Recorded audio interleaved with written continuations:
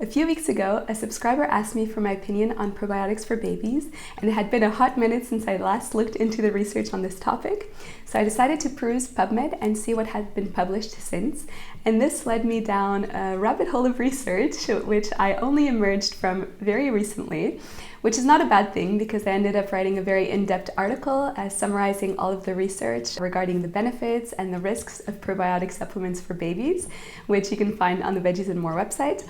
But of course, probiotic supplements are not the only way to add probiotics to your baby's diet or even to your diet. So I thought that in this video, I would take a more practical approach to this topic and build upon what I've already written in the article and basically look at how you can add probiotics to your or your child's diet through foods. At the end of the video, I'll also briefly touch upon prebiotics, which are different from probiotics, but they offer similar health benefits, so you can learn about those as well. And without any further ado, let's dive into it. For those who need a little refresher, probiotics are microorganisms, mostly bacteria and yeast, that can offer a health benefits to the host, to the person that's eating them, as long as you are consuming a large enough amount of them. Now, we all have bacteria in our guts, both good and bad, but the more of the good bacteria you have, the less space there is left over for the bad bacteria to take over and thrive, which is why we talk about probiotics and increasing your intake of probiotics in such a positive way. As a group, the whole microorganism population in your gut is called your gut microbiome, and children's gut microbiome is believed to mature during the first 2 to 3 years of life. And during this time, a lot of factors influence their microbiome. For example, the pregnant parent's diet and their own microbiome during pregnancy, as well as the way that your child was born, either vaginally or via C-section, as well as their diet. And very young babies can receive probiotics through breast milk, which is a really great source of them. And certain infant formulas also have probiotics added to them, although they're not routinely added to all infant formulas. So you'd have to check if yours contains it. And of course, as they start eating solids, probiotic-rich foods added to their diets also provide an extra source of probiotics. Actually, if I wanted to be really accurate, I should be calling these foods microbe-rich foods or microorganism-rich foods or live foods, because probiotics are technically only the microorganisms that have been defined through research or shown through research to provide a health benefit to the person consuming them. But foods contain many more types of microorganisms than the ones that actually fit the probiotic definition. And some microorganisms found in foods like fermented vegetables, for example, cannot technically be called probiotics because they haven't been shown through research to provide a health benefit, but it doesn't mean that they don't provide any. It simply means perhaps that they haven't been researched as much as the other types of microorganisms that do fit the probiotic definition. So now that I've made that distinction clear, for simplicity purposes, I'm just going to group everything together, both probiotic-rich foods and microorganism-rich foods under the same category, and call all of them probiotic-rich foods, because most articles or videos that you find online don't actually make the distinction between the two, so I don't want to confuse anyone here. So we'll just call everything probiotic-rich foods. Now, probiotic-rich foods are thought to offer a slew of possible health benefits, from a better digestion to a stronger immune system, and possibly even some protection from various diseases. Probiotics have even been shown to offer a certain level of protection against things like constipation, diarrhea, asthma, eczema, and possibly even baby colic, which is really exciting. Although, of course, more research is needed to confirm this. So by now you're probably wondering which plant foods are richest in probiotics, and these can be split into several different categories. First, you have pickled fruits and vegetables like sauerkraut, pickles, kimchi, but you can of course pickle other fruits and vegetables, including carrots, radishes, green beans, red peppers, or even sweet potatoes in applesauce. And then you have fermented soy products like tempeh, natto, and miso, and fermented grains like fermented oatmeal, which is apparently very popular in Nordic countries. You also have fermented beverages and plant yogurts like water kefir, coconut kefir, and kombucha. And of course, foods that are fortified with probiotics, such as some plant yogurts, depending on where you live. One thing to keep in mind is that these foods will only be truly rich in probiotics if they have been unpasteurized, because pasteurization is a process that kills all microorganisms, including the beneficial ones. So the Pickles or the sauerkraut that you find on the shelf in the supermarket are likely pasteurized and likely not a good source of probiotics. So if you want to maximize your chances of having an option that is rich in probiotics, you might be looking more into the refrigerated aisle. Also keep in mind that heat kills probiotics, so it's best not to use very high heat when preparing these probiotic-rich foods. When looking at this list, you may be thinking that these aren't typically the foods that you might think of including in a baby's or in a child's diet.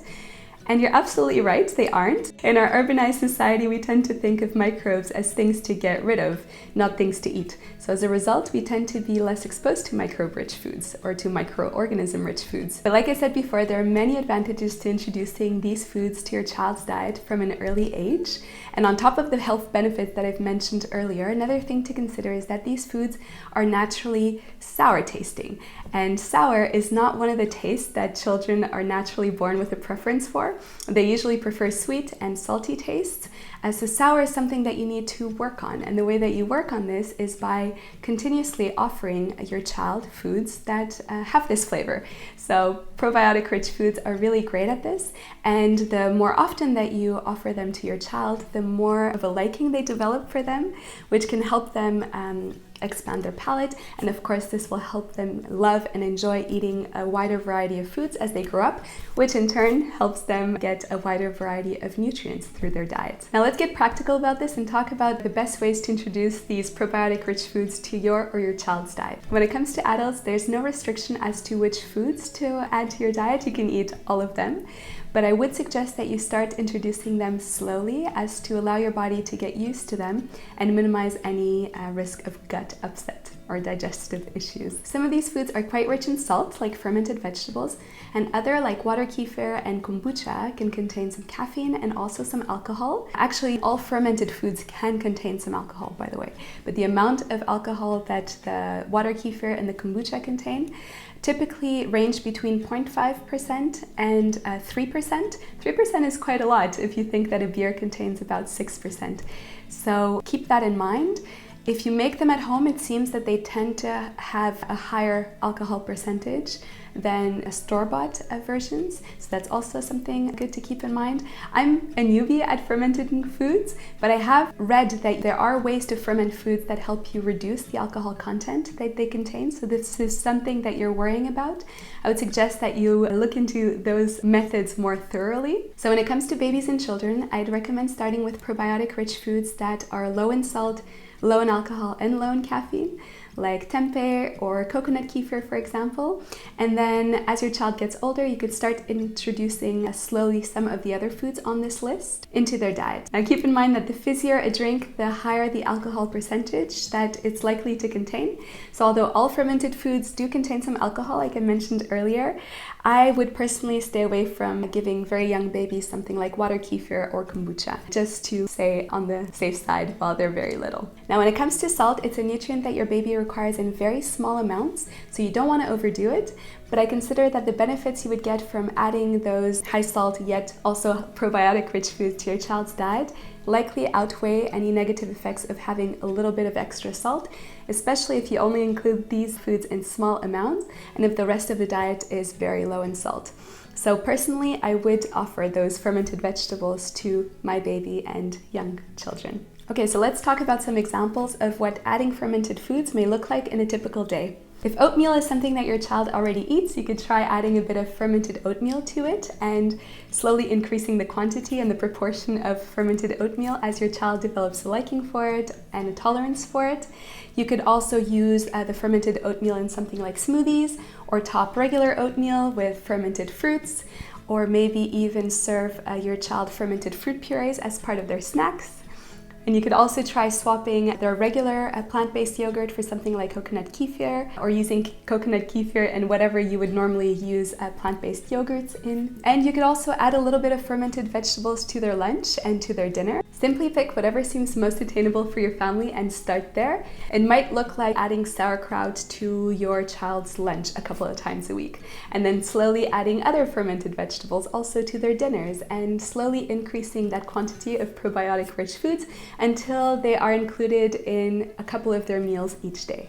Now, don't forget that if you want your child to accept have an interest in or want to eat probiotic-rich foods, it really helps if you add them to your diet as well, because modeling is the best way to go here. So don't just add them to their diet, but try to include probiotic-rich foods in your diet as well.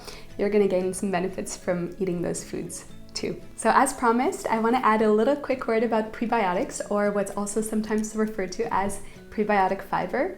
And although prebiotics sound very similar to probiotics, they're not the same. Prebiotics are basically the food that probiotics feast on.